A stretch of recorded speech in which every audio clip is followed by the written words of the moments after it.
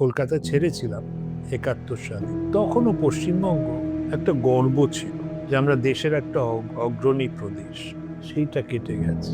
বাঙালি কি রুটস ভুলে যাচ্ছে? মানে তাদের অ্যাকচুয়াল যে লিনিয়েজ সেটা ভুলে যাচ্ছে। তো আপনার কি মনে হয় না যে আজকালকার ছেলেমেয়েরা শিক্ষকদের সম্মান করে না? যে শিক্ষার ক্ষেত্রে কি তুমি সাম্যবাদ আনবে, না শিক্ষার ক্ষেত্রে একটা এলিটিস্ট অ্যাপ্রোচ নেবে? তো বাম আমল থেকে শুরু হলো সাম্যবাদ। এই স্কুল কলেজগুলোতে ভালো ভালো মাস্টার থাকবে কেন খালি? ওদেরও পাঠিয়ে দাও বিভিন্ন জায়গায়। কিন্তু একটা কনগ্লোমারেশন ইফেক্ট তো রয়েছে। বেশিরভাগ প্রদেশে অর্ধেক খরচা হয় প্রাথমিক শিক্ষার, সেখানে পশ্চিমবঙ্গে খরচা হয় 1/3। আপনার পাড়া আপনার সমাধান, সেখানে ৮,০০০ কোটি টাকা খরচ। কিন্তু এই কচি কাঁচার জন্য আমরা ১৬৫ কোটি টাকা দিতে পারছি না। পশ্চিমবঙ্গের বাজেটে বিজ্ঞান, প্রযুক্তির এই খাতে বরাদ্দ আর মাইনরিটি ডেভেলপমেন্ট মানে মাদ্রাসা উন্নয়নে যে বরাদ্দ, ফারাকটা প্রচুর।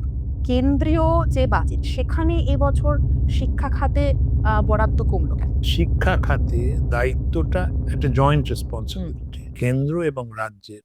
রাজ্যের বাজেটটা রাখে। একটা রাজনৈতিক চাপানুতর থাকে সেন্ট্রাল বনাম স্টেটের। এটাও কি এই শিল্প আনার একটা অন্তরায়? কেন্দ্রে যে সরকার চলছে বিজেপি সরকার, তামিলনাড়ুতে বিজেপি সরকার, ওখানে নিশ্চয়ই চাপানুতোর আছে। ঘরপোড়া গরু তো সিঁদুরে মেঘ দেখলে ভয় পায়। শিল্পপতিরা আসবে পয়সা বানাতে, তোমাকে ভালোবাসে বলে আসবে না।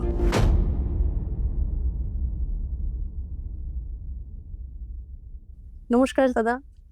আজকে আমাদের আড্ডায় আপনাকে স্বাগত। দীর্ঘ প্রায় অর্ধ শতক আপনি পশ্চিমবঙ্গের বাইরে ছিলেন। তারপর ফিরে আসলেন। গত ৫ বছর ধরে আপনি বিধায়ক এবং এখানেই রয়েছেন। তো সেই সময় এবং এখনকার সময় এই আলাদাটা কি দেখছেন? আপনার পর্যবেক্ষণ কি? তুমি যেটা বললে খুব ঠিক। সেই যে ৭১ সালে বিএ পাস করার পর, বিএ পাস না করি তখন রেজাল্ট বেরোয়নি, দিল্লি গিয়েছিলাম। তারপর অর্ধ শতাব্দী আমি বাইরে ছিলাম। বাইরে যদিও ছিলাম, কলকাতার সঙ্গে সংযোগ, পশ্চিমবঙ্গের সঙ্গে সংযোগ কাটেনি। প্রত্যেক বছর এসছি, একাধিকবার এসছি, যেখানেই থাকি। বাবা মা, আত্মীয় স্বজন, পাড়ার স্কুল কলেজের বন্ধু বান্ধবদের সঙ্গে আড্ডা দিয়েছি। তো কলকাতার সঙ্গে সংযোগ কাটেনি। তবে এ কথা আবার বলতে হবে যে ২০২১-এ নির্বাচনী লড়াইয়ে নামার পর, তারপর বিধায়ক হওয়ার পর সেই সংযোগ আরো গভীর হয়েছে। গ্রাম বাংলায় ঘুরেছি, একটা নিবিড় জ্ঞান হয়েছে। আর কথাও বলি যে দিনাজপুর আমার মামা বাড়ি। আচ্ছা। সুতরাং এদের আমি বলতাম যে তোমাদের আমি হাড়ে হাড়ে চিনি, তোমরা আমাকে না চিনতে পারো। তো তাহলেও গ্রামে গিয়ে, গঞ্জে গিয়ে, বালুরঘাটে গিয়ে অনেক কিছু শিখেছি। তো অভিজ্ঞতাটা হচ্ছে পশ্চিমবঙ্গের জেলায় জেলায় তফাৎ আছে। তো এখন তো দক্ষিণ দিনাজপুর, উত্তর দিনাজপুর হয়েছে। আগে পূর্ব দিনাজপুর, পশ্চিম দিনাজপুর ছিল। আমি মামাবাড়ি বলে বলছি না। এরা খুব সংস্কৃতিবান, সুশীল সমাজ। তুমি জানো আমি কোনো নিরাপত্তা নেইনি। কেন বলেছিলাম আমি চোর না ডাকাত। ৫ বছর কেটে গেল, মারামারি তো দূরের কথা, কোনো কুকথাও আমাকে শুনতে হয়নি। খুব আন্তরিক লোক। এখন কি তফাৎ দেখছি? তফাৎ প্রথম তো দেখছি, আমি যখন কলকাতা ছেড়েছিলাম ৭১ সালে, তখনও পশ্চিমবঙ্গ একটা গর্ব ছিল হ্যাঁ। যে আমরা দেশের একটা অগ্রণী প্রদেশ। সেইটা কেটে গেছে। তখন আমরা হয়তো প্রথম ৪-৫টা প্রদেশের মধ্যে ছিলাম। আমাদের তুলনা হতো মহারাষ্ট্র, গুজরাট, তামিলনাড়ু, কর্ণাটকের সঙ্গে। এখন আমরা পিছিয়ে পড়েছি, ২১ নম্বরে এসে গেছি। এখন আমাদের তুলনা হয় বিহার, ঝাড়খণ্ড। ঝাড়খণ্ড এদের সঙ্গে। আর দ্বিতীয় যেটা আমি খেয়াল করি, আমি মনে প্রাণে বাঙালি। বাঙালি স্বপ্ন দেখতে ভুলে গেছে। আমাদের সময় ওই সিমলাইপাড়া লেনেই হোক, যেখানেই হোক, ছেলে মেয়ে দেখা যেত যারা ভাবছে আইএএস হবে, ইঞ্জিনিয়ার হবে, বড় বিজ্ঞানী হবে। এখন এই উচ্চাকাঙ্ক্ষার অবসান হয়েছে। এটা কেন মনে হচ্ছে? Collapse of aspirations. এখন ভাবছি কোনো রকমে যদি একটা লোয়ার ডিভিশন ক্লার্কের চাকরি পাওয়া যায়, সিভিকের চাকরি পাওয়া যায়। এটা খুব আতঙ্কের। মানে এটা কি চাকরি নেই বলে বাংলায়, নাকি চাকরি নেই স্বপ্ন দেখতেই ভুলে গেছে? এটা আমি তুলনা করি অনেকটা সেই ইংরেজিতে বলে না, বাংলায়ও নিশ্চয়ই কোনো গল্প-টল্প আছে বিষ্ণু শর্মা কিংবা কারুর। যে একটা পাতিলায় তুমি একটা ব্যাঙকে ঢোকালে, তারপর এটাকে গরম করতে শুরু করলে। ব্যাঙটা ভাবছে একটুই তো গরম হয়েছে। কি হয়েছে? ৫ মিনিট পরে একটুই তো গরম হয়েছে। ওই গরম হতে, হতে কখন যে সেদ্ধ হয়ে মরে গেল ব্যাঙটা বুঝতেও পারল না। তো বাঙালির এই যে উচ্চাকাঙ্ক্ষার অবসান, এটা ধীরে, ধীরে হয়েছে এবং খুবই মর্মান্তিক এটা। কারণ যে মানুষ স্বপ্ন দেখতে পারে না, তার কোনো ভবিষ্যৎ নেই। আমার কেমন মনে হয় একটা মস্ত বড় চ্যালেঞ্জ হচ্ছে বাঙালির উচ্চাকাঙ্ক্ষা, বাঙালিকে আবার বোঝানো যে খালি এই বড়, বড় বক্তৃতা নয়, তোরা আসলে রবীন্দ্রনাথ, জগদীশচন্দ্র বোস, সুভাষ বোস এদের বংশধর। তোদের এই ছোটখাটো জিনিসে খুশি থাকলে চলবে না। বাঙালি কি রুটস ভুলে যাচ্ছে? মানে তাদের অ্যাকচুয়াল যে লিনিয়েজ সেটা ভুলে যাচ্ছে? লিনিয়েজ ভুলে যাচ্ছে, তার কারণ হয়তো শিক্ষার একটা অবস্থার দুর্বিষহ একটা অবস্থা। আর দ্বিতীয় হচ্ছে যখন আমি দেখছি যে আমার পাড়ায় কোনো ছেলেই চাকরি পায়নি। সবাই যাচ্ছে ধান বুনতে এতে, কিংবা গ্রামে আমি দেখছি ধান বুনতে যাচ্ছে তামিলনাড়ে, কিংবা নির্মাণ শ্রমিক হিসেবে যাচ্ছে ব্যাঙ্গালোরে। তখন কি স্বপ্ন দেখব? মানে যদি পরিযায়ী বা শ্রমিকই তো হতে হবে। পরিযায়ী শ্রমিকই তো হতে হবে। চাকরি-বাকরি নেই।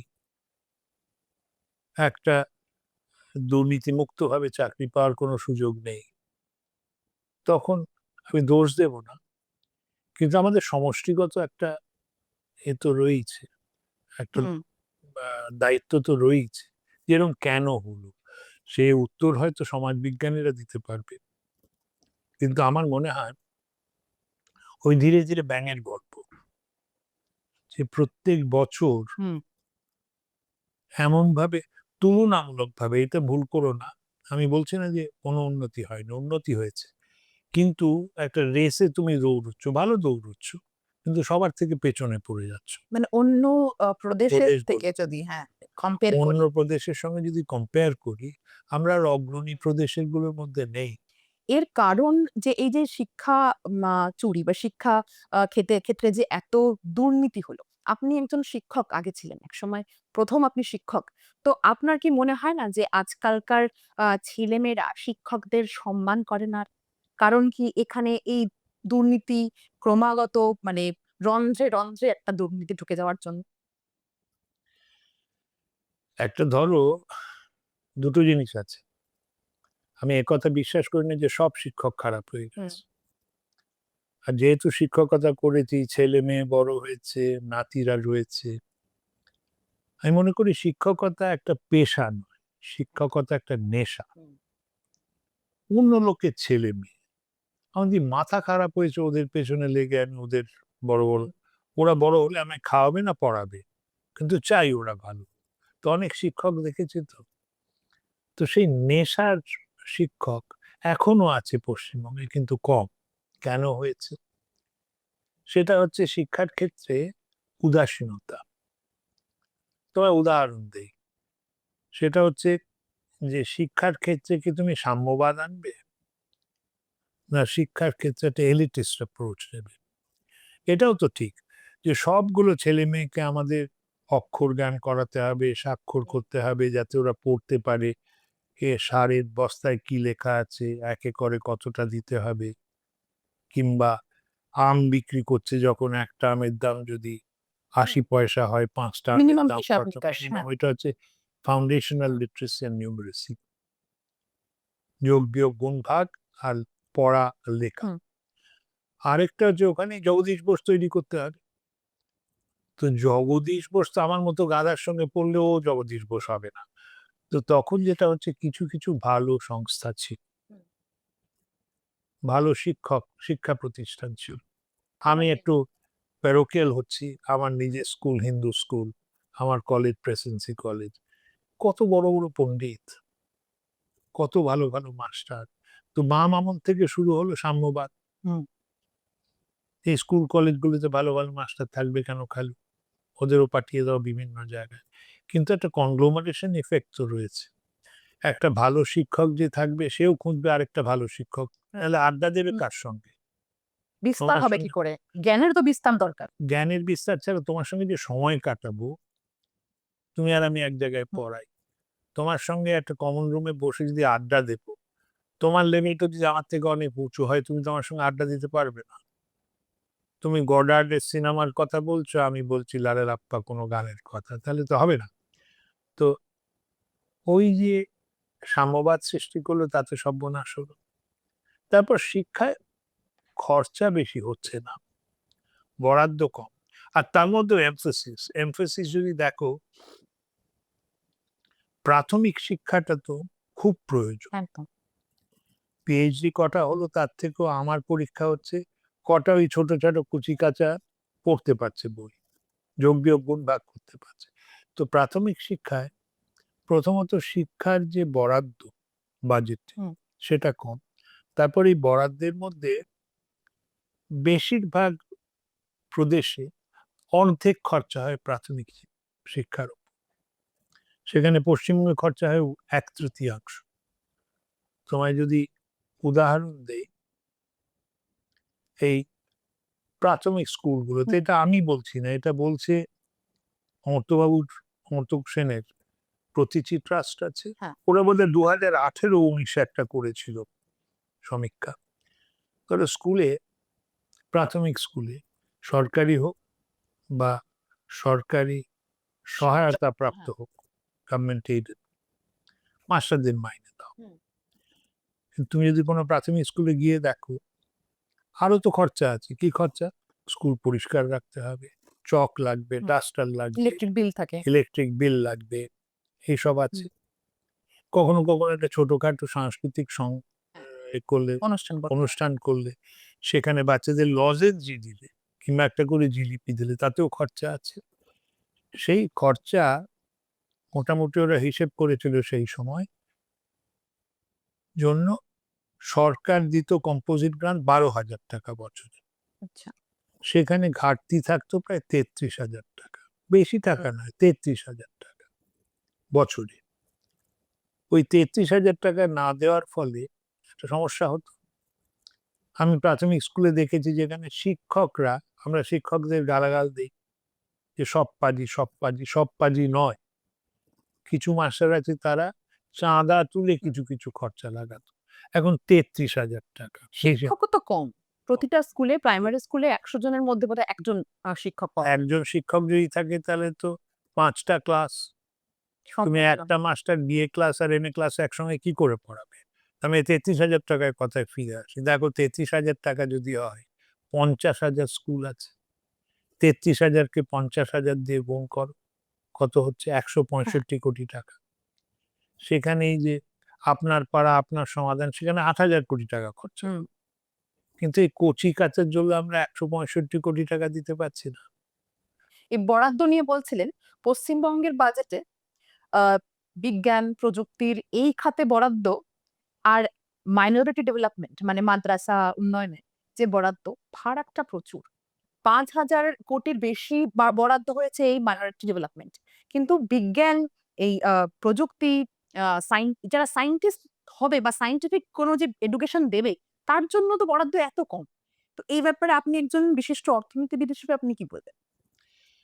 এটা দেখো, তুমি যেটা বললে সেটা তো আমাদের স্বরাষ্ট্রমন্ত্রী অমিত শাহ উম সভায় বলেছে। মাদ্রাসা সম্বন্ধে আমার বক্তব্য হচ্ছে যে আগে আমরাও পাঠশালায় পড়তাম হুম। ঋগ্বেদ, মনুসংহিতা, এগুলো। এখন আমাদের এই জ্ঞানটা হয়েছে যে ওগুলো শিখতে চাও শেখো, কিন্তু ফিজিক্স, কেমিস্ট্রি, ম্যাথমেটিক্স ওগুলোও শিখতে হবে। তো সংখ্যালঘুদেরও আমার বক্তব্য হচ্ছে, সংখ্যালঘুদের উন্নয়নের একটা সমস্যা তো রয়েছে। সংখ্যালঘুদের যেটা শেখাতে হবে সেটা হচ্ছে সায়েন্স, এর কি বলে, স্টেম বলে, science, technology, hmm. Engineering and yes. Medicine. Hmm. কারণ ওদের যদি উন্নয়ন করতে হয়, আমার তো খুব ইচ্ছে আমি সংখ্যালঘুদের দেখি যে কিছু আইএএস হয়েছে, কিছু ডাক্তার হয়েছে, কিছু ইঞ্জিনিয়ার হয়েছে, সে তুলনায় তারা পিছিয়ে পড়ে অনেকটাই। পিছিয়ে পড়েছে। তার কারণ শিক্ষাতে গলদ হুম। রয়েছে।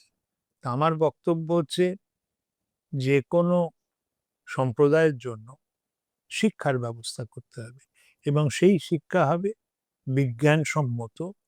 ধর্ম পড়তে আমার কোনো আপত্তি নেই, কেউ যদি গীতা পড়তে চায় পড়ো, রোজ পড়ো, কোনো অসুবিধে নেই। তার সাথে সাথে ফিজিক্সটাও পড়ো, কেমিস্ট্রিও পড়ো, অঙ্কও পড়ো, ইংরেজি পড়ো, বাংলা পড়ো, সংস্কৃত পড়ো। তো আমার আপত্তি কিরম ভাবে পয়সা খরচা হচ্ছে। আর রিসার্চের কথা যেটা বললে, এটা তো একটা আমাদের রোগ। যদি দেখো জিডিপির কত অংশ আহ, অনুপাত হিসেবে সায়েন্স অ্যান্ড টেকনোলজি রিসার্চে ব্যবহার হচ্ছে, কম, খুব কম। দরিদ্র দেশ, আর রিসার্চের টাকাটা ঠিকভাবে খরচ হওয়া উচিত। এখানে আমি একটা প্রশ্ন করব। আমাকে একজন বলেছিলেন, একজন ব্যক্তি, তিনি একজন শিক্ষক। তিনি আমাকে প্রশ্ন করেছিলেন যে, তাহলে কেন্দ্রীয় যে বাজেট, সেখানে এবছর শিক্ষা খাতে বরাদ্দ কমলো কেন? এইটা আমি দেখলাম আরেকজনও কে জিজ্ঞেস হুম। করেছিল, এইটা বোধহয় ঠিক নয়, কি হিসেবে বললো আমি জানি না, বরাদ্দ কম। আহ, হ্যাঁ, শিক্ষা খাতে এই কেন্দ্র সরকার বরাদ্দ কমিয়ে দিচ্ছে, সূত্রটা কি আমি জানি না। 2024-25 সালের অ্যাকচুয়াল ছিল 1,10,736 কোটি টাকা। সেখান থেকে 2025-26 সংশোধিত অর্থাৎ রিভাইজড এস্টিমেটে ওইটা 1,21,09,94 কোটি টাকা, এবং 2026-27 সালের বাজেটে বরাদ্দ হয়েছে 1,39,289 কোটি টাকা। তার মানে এটা ভিত্তিহীন। ভিত্তিহীন মানে আমি জানি না কি বলতে চাইছে। এই পুরো বাজেটের অনুপাতে দেখছে, হ্যাঁ, অনুপাত দেখছে। জিডিপির হ্যাঁ। অনুপাতে দেখছে, সেটা হতে পারে। তবে এখানে একটা কথা তোমার মনে রাখা দরকার, যে শিক্ষা খাতে দায়িত্বটা একটা জয়েন্ট রেসপন্সিবিলিটি, কেন্দ্র এবং রাজ্যের। রাজ্যের বাজেটটা একটু দেখো। হুম। এখানে এখন যেটা মুশকিল হচ্ছে যে যেখানে এই যৌথ দায়িত্ব, সেখানে আমি বলি তুমি কেন করোনি, তুমি বলছো আমি কেন করিনি, আমাদের দুজনেরই তো করা উচিত। তবে কেন্দ্রীয় বাজেটে কোটি হিসেবে যদি দেখো, কমেনি। আচ্ছা, তার মানে এটা যে মানুষ বলছে বা মিডিয়াতে দেখাচ্ছে, সেগুলো কিছুটা ভিত্তিহীন তো বটেই। ভিত্তি আচ্ছা স্যার, পশ্চিমবঙ্গের যে কারেন্ট অর্থনৈতিক একটা সংকট চলছে, এবং এটাকে যদি উন্নতি করতে হয়, তো তিনটে প্রধান কি কাজ, তিনটে প্রধান কি ডেভেলপমেন্ট প্রয়োজন এক্ষুনি, যে এই মুহূর্তে যেটা করলে পশ্চিমবঙ্গের ভালো হবে?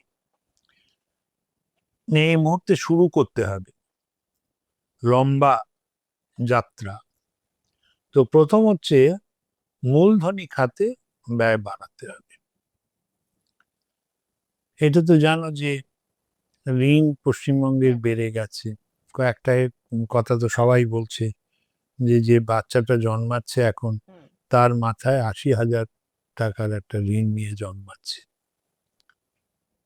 তো কারুর বাবা মারা গেলেন, ঋণ রেখে গেল, পিতৃ ঋণ শোধ করতে তার সারাটা জীবন লেগে গেল, খুবই দুঃখের ব্যাপার। কিন্তু পিতা যদি সাথে সাথে দুটো বাড়ি, হুম। ব্যাংকে কিছু টাকা, তাহলে আপত্তি ছিল না। তো এই যে ঋণ আমাদের 80,000 টাকার প্রত্যেকের মাথায়, এটার সাথে সাথে যদি আমরা দেখাতে পারতাম শিল্প, উন্নত কৃষি, রাস্তাঘাট, জলের ব্যবস্থা, আলোর ব্যবস্থা, তাহলে এটা অত অনৈতিক হতো না। কিন্তু আমরা উন্নয়নের জন্য কিছু দেখাতে পারবো কি? তো মূলধনী খাতে খরচা বাড়ানো দরকার। মূলধনী খাতে খরচা না বাড়ালে তুমি সেচই কি করে করবে, রাস্তাঘাটই কি করে করবে, বন্দরই কি করে করবে, স্কুল বাড়ি কি করে এরকম রিপেয়ার করবে?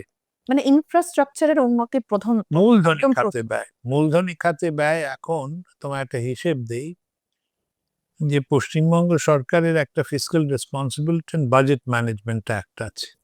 সেই অনুযায়ী জিএসডিপি 3% বেশি তুমি ফিসক্যাল ডেফিসিট করতে পারবে না।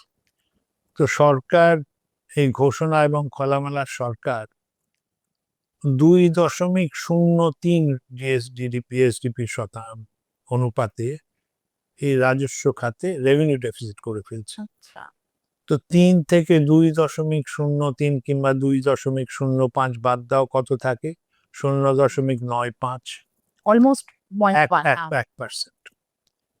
তো 1%-এ কি উন্নয়ন হবে? এই যে পার্শ্ববর্তী উড়িষ্যা প্রদেশ, এরা মাথা পিছু আয়ের গড়ে আমাদের থেকে 2021-22 থেকে এগিয়ে গেছে। আমরা আর পূর্ব ভারতে অগ্রণী প্রদেশ নেই।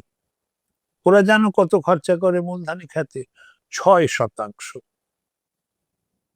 ওদের জিএসডিপি 6%, আমরা 1%। তো উন্নয়ন হবে কোথার থেকে? ব্রিজ, রাস্তা, স্কুল মেরামত কি করে করবে? দ্বিতীয় হচ্ছে, আমার ধারণা, তুমি যদি ভারতবর্ষের উপকূলটা দেখো, গুজরাট থেকে শুরু করো, গুজরাট, মহারাষ্ট্র, কর্ণাটক, গোয়া, কেরালা, তামিলনাড়ু, অন্ধ্রপ্রদেশ, উড়িষ্যা, তারপর পশ্চিমবঙ্গ, এই প্রত্যেকটি প্রদেশে একটা গভীর সমুদ্র বন্দর আছে। চায়নাতেও দেখো, সাউথ চায়না সিতে, ওখানে যেখানে উন্নয়ন হয়েছে সবগুলোতে গভীর বন্দর রয়েছে। এই আমার পশ্চিমবঙ্গে একটা গভীর বন্দর নেই। আমরাও সেই চালিয়ে যাচ্ছি এখনো। কলকাতা, যেটা জব চার্নকের সময়, ইস্ট ইন্ডিয়া কোম্পানির সময়, তখন ছোট ছোট জাহাজ সব আসতে পারত। কলকাতা বন্দরে তো গভীর সমুদ্র বন্দর নয়, হলদিয়াও। তার ফলে বড় জাহাজ ঢুকতে পারে না। স্যান্ডহেড থেকে আসতে প্রায় 1 দিন লেগে যায়, সময় অনেক নষ্ট হয়। তো এটা, আর তার সাথে সাথে একটা হাইওয়ে, এই সাগর থেকে পাহাড়, তোমার NH-34, কত ডিস্টেন্স বোধ হয় 550 কিলোমিটার মতো। একই ডিস্টেন্স হচ্ছে তোমার, দূরত্ব হচ্ছে হায়দ্রাবাদ থেকে চেন্নাই, না হায়দ্রাবাদ থেকে ব্যাঙ্গালোর, আর মুম্বাই থেকে আহমেদাবাদ। ওরা চলে যায় 7-8 ঘন্টায়। দেখে আমি গেছিও, রাস্তায় মনে হয় আমি জার্মানির অটোবানে চড়ছি। এইখানে তুমি যদি সাগর থেকে পাহাড়ে যেতে যাও, মধ্যমগ্রাম আর বারাসতের মধ্যে দিয়ে যেতে তোমার কান্না পাবে, 10-12 ঘন্টা লেগে যায়। এই যে সময়ের অপচয়, তাতে জিনিসপত্র নিয়ে যাওয়ার অসুবিধে, রাস্তা তো খারাপ, তার সাথে গার্ডরেল বসানো, আর সময়।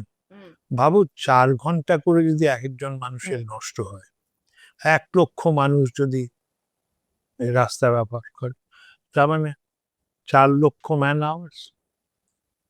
4 লক্ষ ম্যান আওয়ার্স যদি আমাদের বলে যে তোদের কি উপার্জন হতো, 25 টাকা তো দেবে ঘন্টায়। টাইম ইজ মানি একদম। 4 লক্ষকে 25 দিয়ে গুণ করলে 1 কোটি টাকা দিনে, তার মানে 365 কোটি টাকা নষ্ট হচ্ছে। তারপর জিনিসপত্র যে পাঠাবে, তার সময় নষ্ট হচ্ছে। মালদার থেকে তুমি আমাকে আম পাঠাচ্ছ, আমি বলেছি আজ সন্ধ্যেবেলা চাই, তুমি যে আজ সন্ধ্যেবেলা না পাঠাতে পারা তো সম্ভব নয়।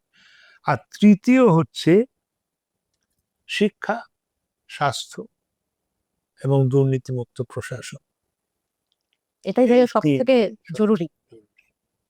এই যে শিল্পর কথা বলছিলেন, এই শিল্প কিন্তু বহুদিন যাবৎ পশ্চিমবঙ্গ থেকে চলে যাচ্ছে অন্য প্রদেশে। তো এই যে শিল্পগুলোকে ফিরিয়ে আনতে গেলে প্রথম যেটা আপনি বলেছিলেন, ইনফ্রাস্ট্রাকচার তো একটা ডেভেলপমেন্টের প্রয়োজনে। আরেকটা কি সমস্যা এখানে, একটা রাজনৈতিক চাপানুতর থাকে সেন্ট্রাল বনাম স্টেটের। এটাও কি এই শিল্প আনার একটা অন্তরায়? দেখো, এখন তো পারমিট লাইসেন্স রাজ নেই। আগে আমরা অভিযোগ করতাম বাম আমলে যে ওরা লাইসেন্স দিচ্ছে, এখন সেটা নেই। আর কেন্দ্রে যে সরকার চলছে, বিজেপি সরকার, তামিলনাড়ুতে বিজেপি সরকার, ওখানে নিশ্চয়ই চাপানুতোর আছে, তাতে তো শিল্পায়নের অসুবিধা হচ্ছে না। তো শিল্পায়ন কেন হচ্ছে না, তার গভীর কতগুলো কারণ আছে। একটা তো হচ্ছে, এটা মনে রাখতে হবে যে পশ্চিমবঙ্গের একটা ইতিহাস আছে।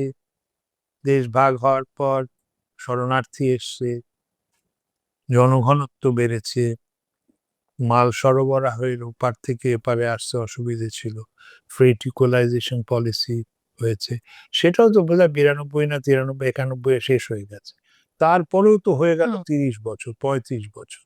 এখন আমরা তো বলতে পারি না। এটা কি রাজ্যের ভাবমূর্তিটার জন্যই হচ্ছে বলে মনে হয়? একদম, আমার একটা কিছুটা তো এই কথা হলো শিক্ষা, স্বাস্থ্য, পরিকাঠামো। আইন শৃঙ্খলা, একটা দুর্নীতিমুক্ত প্রশাসন। কিন্তু তাছাড়াও যেটা আছে,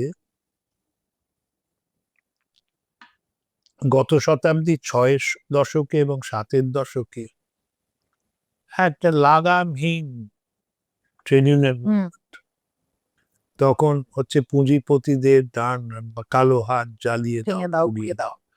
দাও। আমি যদি জ্বালিয়ে দাও, জ্বালিয়ে দিতে চাই, পুড়িয়ে দিতে চাই, তোরা তো হাত পোড়াতে আসবে না এখানে। তারপর আমাদের মহান নেতা সুবোধ ব্যানার্জি, উনি তো একটা বিশাল অবদান দিলেন ঘেরাও। হুম। উনি অমর হয়ে গেলেন, কারণ ঘেরাও কথাটা ইংরেজি পরিভাষায় যুক্ত। কিন্তু ঘেরাও উনি হয়তো অমর হলেন, আমাদের লাভ হলো কিনা জানি না। তো মানুষের স্মৃতি তো, তুমি একবার মানে কি, ঘর পোড়া গরু তো সিঁদুরে মেঘ দেখলে ভয় পায়। সে টাটা প্যারাগন থেকে শুরু করে তারপর টাটা গেল, টাটাকে নির্বাসন দেওয়া হলো। আমার মনে হয় এটা একটা সুদক্ষ প্রশাসন করলে বোঝানো যাবে যে সেই দিন আর নেই, আসবে। কিন্তু এটা করার জন্য যে নিষ্ঠার সঙ্গে কাজ করা দরকার, সেটা বোধহয় হয়নি। খালি যেটা হয়েছে, বিজিবি এসে ঢাক ঢোল পিটিয়ে রসগোল্লা খাওয়ানো হয়েছে। শিল্পপতিদের বোঝানোর চেষ্টা করা হয়নি। শিল্পপতিরা আসবে পয়সা বানাতে, তোমাকে ভালোবাসে বলে আসবে না। একদম। ওদের মাথা খুব কোনো আপত্তি নেই। আমার বক্তব্য হচ্ছে, এসো তোমরা পয়সা বানাও, আমারও লাভ হোক, আমি চাকরি বাকরি পাবো, পয়সা বানাবো, তোমরাও পয়সা বানাও। আমি ওই কথা কোনো সময় বিশ্বাস করি না যে আমায় ভালোবেসে আসবে, ভালোবেসে আসবে না, ওরা পয়সা বানাতে আসবে। একটা পরিস্থিতির সৃষ্টি করতে হবে যেখানে ওরা ছুটে ছুটে আসবে, যে এখানে এলে পয়সা বানানো যাবে। সেটাই নেই। সেটাই নেই। স্যার, এই যে স্টার্টআপ, এটা কিন্তু ভারতবর্ষে এটা একটা নতুন একটা দিক খুলে দিয়েছে, এবং ব্যাঙ্গালোরে আমরা দেখতে পাচ্ছি প্রতি গলিতে একটা করে স্টার্টআপ হয়েছে, কিন্তু সেখানে পশ্চিমবঙ্গ কেন পিছিয়ে পড়েছে, এখানে কেন নেই? দেখো, একটা জিনিস যেটা মনে রাখতে হবে, আমরা বড় বড় শিল্পপতিদের কথা বলি, টাটাও তো কোনোদিন স্টার্টআপ ছিল, আম্বানিও কোনোদিন স্টার্টআপ ছিল। দেখেন এখানে কেন হচ্ছে না? আমার ধারণা স্টার্টআপ হয় একটা বড় শিল্প, বড় প্রতিষ্ঠানের ছায়ায়। যেমন ব্যাঙ্গালোরে হয়েছে, ওখানে ইন্ডিয়ান ইনস্টিটিউট অফ সায়েন্স রয়েছে, তারপর ওখানে উইপ্রো ছিল, ইনফোসিস ছিল। তো ওদের ছত্রছায়ায় কিছু স্টার্টআপ হয়েছে। আমার কেমন ধারণা, এখানে কোনো বড় শিল্প যদি না আসে, স্টার্টআপ হতে পারে কিন্তু অনেক দিন সময় লেগে যাবে। যেটা হয়, একটা বড় শিল্পে কেউ চাকরি করছে, চাকরি করতে করতে তার মাথায় একটা বুদ্ধি খেললো যে এটা তো করা যায়, তখন ওর গ্যারাজে শুরু করলো। কিন্তু একেবারে জন্মের পরেই আমি স্টার্টআপ শুরু করে দিলাম, এটা হবে না। পরিস্থিতি তার মানে অনুকূল নেই এখানে স্টার্টআপের। স্যার, পশ্চিমবঙ্গকে কি এই দেশের যে অর্থনৈতিক হাব যেটা বানানো সম্ভব, একসময় অনেক কাল আগে ছিল, কিন্তু এখন কি আর বানানো সম্ভব? যদি হয়, ধরুন আপনাকে যদি অর্থমন্ত্রকের দায়িত্ব দেওয়া হলো, আপনি কোন তিনটে বা কোন প্রথম তিনটে কাজ করবেন যাতে পশ্চিমবঙ্গকে একটা না, আমার তো অর্থনৈতিক হাব করা অর্থমন্ত্রকের সম্ভব? দায়িত্ব দেওয়ার দরকার নেই, আমার পরামর্শটা দিচ্ছে। তো যেটা হলো, প্রথম দৌড়ানোর আগে, তুমিও ছোটবেলায় কোনো এক সময় হাঁটতে পারতে না, হ্যাঁ। দৌড়ানোর আগে হাঁটতে শিখতে হবে। তো ভারতবর্ষের অর্থনৈতিক হাবের থেকেও যেটা প্রয়োজন, আমাদের দেশের অগ্রণী প্রদেশগুলোর মধ্যে একজন হওয়া দরকার। তার জন্য আবার ঘুরে ফিরে সেই একই আচারের গল্প, শিক্ষা, স্বাস্থ্য, পরিকাঠামো, দুর্নীতিমুক্ত প্রশাসন এবং ইজ অফ বিজনেস, তোলাবাজি, কাটমানির সিন্ডিকেট রাজ বন্ধ করা। মানে এখন যেখানে আমরা উড়িষ্যা বা ঝাড়খণ্ডের সঙ্গে পেরে উঠছি না, অর্থনৈতিক হাব করতে গেলে মানে তো একেবারে আরো উন্নত প্রদেশের সঙ্গে আমাদেরকে কম্পিটিশনে নামতে হবে, কিন্তু সেটা কি সম্ভব? সম্ভব সবকিছু। মানে এত যেখানে ঋণ, তুমি হয়তো ম্যারাথনে আর ছুটতে পারবে না, কিন্তু তুমি যদি 8 বছর বয়সে ঠিক করতে যে ম্যারাথনে ছুটবে, নিশ্চয়ই সম্ভব হতো। তা এখন থেকে শুরু করলে কবে হবে বলতে পারি না, সময় লাগবে। কিন্তু শুরুটা করা নিশ্চয়ই উচিত। সম্ভব, নিশ্চয়ই সম্ভব। এ বাঙালির মেধা বুদ্ধি আর এই যে ধানের চাষ হয় গ্রামে গঞ্জে দেখি, মানুষ খেটে খায়, খেটে খায়। মানুষ অলস, আমাদের মতো মধ্যবিত্ত কিছু হয়তো অলস থাকবে, কিন্তু যারা এই গ্রামে গঞ্জে কাজ করে, দিনমজুরের কাজ করে, ওরা অলস নয়, একদমই অলস নয়। আর এই বাঙালি তো যখন বাইরে যায় বিরাট সফল, তো কি হয়, জিন্স তো পাল্টে যায় না। আমরা মানে আমাদের সঙ্গে থাকলেই আমাদের কেমন একটা গন্ডগোল সৃষ্টি করে ফেলি। ঠিক। 5 জন থাকলে 3টে দুর্গাপুজো, 4টে ক্লাব, হ্যাঁ। এই তো হয়। সামনে তো ইলেকশন। তো যদি বিজেপি আসে ক্ষমতায়, তাহলে একটা রোড ম্যাপ তো ফলো তারা করবে। কিভাবে আমাদের রাজ্যকে উন্নত করা যায় বা একবার করা যায় অন্য রাজ্যের সাথে। আপনি একজন অর্থনীতিবিদ হিসেবে যদি কিছু বলেন। আমার তো একই গান, সেই পুরনো রাগ। শিক্ষা, স্বাস্থ্য, পরিকাঠামো, দুর্নীতিমুক্ত প্রশাসন। একদম ১ম কাজটাই হচ্ছে দুর্নীতিমুক্ত প্রশাসন গড়া। তা না হলে সবকিছুতে সর্ষের মধ্যে ভূত থাকলে তো কিছুই হবে না। তুমি যদি বন্দরও বানাতে চাও, একটা জিনিস তো হয়েছে, মানে তাতেও তো লোক সন্দেহ করবে। একটা যেটা তুমি জিজ্ঞেস করলে না, পশ্চিমবঙ্গের কি তফাৎ দেখছি, হুম। একটা তফাৎ তো দেখি। সেদিন আমাকে একজন নেতা, কোন দলের বলবো না, অ্যাসেম্বলিতে বললেন, অশোকদা আর রাজনীতি করা যাবে না। কেন? বললো, এখন রাজনীতি করলেই লোকে চোর ভাবে। তো মানুষের যদি রাজনৈতিক নেতাদের উপর আস্থা না থাকে, আমাদের ভাবমূর্তিটা যদি স্বচ্ছ না, হুম। তাহলে খুব কঠিন ব্যাপার। কারণ এটা আমি গল্প বলি একটা, যে ধরো আমি সিঙ্গারা বিক্রি করছি, তুমি সিঙ্গারা কিনতে এসছো, আমি যদি তোমাকে বিশ্বাস না করি, তাহলে আগে পয়সা দে। আর তুমি বলবে, তুই পয়সা নিয়ে যদি সিঙ্গারা না দিস, আগে সিঙ্গারা দে। তো সিঙ্গারা তোমারও কেনা হবে না, আমারও বিক্রি করা হবে না। এই কতগুলো, ট্যাক্সিতে যাচ্ছ, আমি ট্যাক্সিওয়ালা বলবে, আগে টাকা দাও, হুম। তুমি যদি নেমে পালিয়ে যাও। অনেক কিছু বিশ্বাসের উপর রয়েছে একদম। তো বিশ্বাসটা যদি না থাকে, চালানো খুব মুশকিল। আমাদের অডিয়েন্স এদেরকে একটু যদি বলেন যে সামনে ইলেকশনটা যখন তারা ভোটটা দেবে, তারা কোন কোন প্যারামিটার দেখে দেবে? কি ভাবনা চিন্তা করে সেই ভোটটা দেওয়ার জন্য যাবে? দেখুন, ভোটটা একটা গণতান্ত্রিক বিশাল মূল্যবান একটা অধিকার। এই অধিকার যদি খুব চিন্তার সহকারে না অ্যাপ্লাই করে, তাহলে মুশকিল। এটার একটা গল্প ছিল, খুব আমার খুব আহ, প্রিয় গল্প। বারাক ওবামা, হুম। প্রথম ব্ল্যাক আমেরিকান প্রেসিডেন্ট, সে গেছে ইটালিতে। ইটালিয়ানরা আমাদের মতো অনেকটা।